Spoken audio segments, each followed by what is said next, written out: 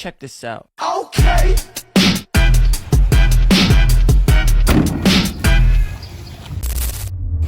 ស្ដីអ្នកនរគ្នាចឹងនេះ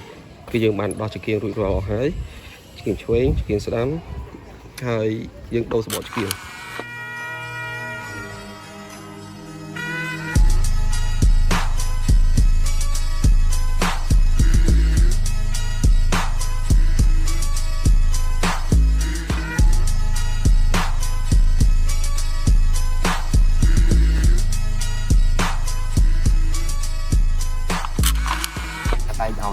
តែតនេះយើងក៏ទិញ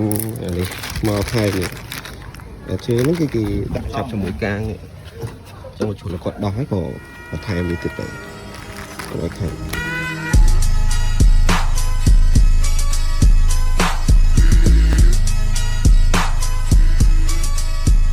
កន្លែងនេះយើងធ្វើការដាក់ចង្គៀងចូលហើយ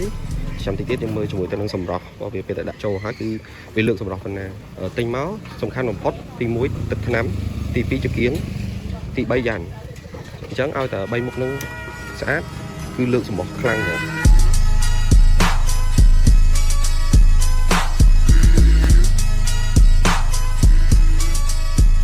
ព្រោះឡាននៅពេលដែលចង្គៀងស្អាតវាធ្វើឲ្យអាប់ឡានមែនទែនទោះយើងធ្វើទឹកថ្នាំហើយជាមួយក៏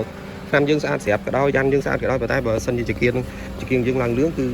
វាអត់ស្អាតហ្មងវាអាប់ឡានយើងណាតែតុងក្នុងប្រសេសរបស់យើងក្រោយពីយើងដូរសបកចង្គៀងហើយយើងអាចនឹងមាន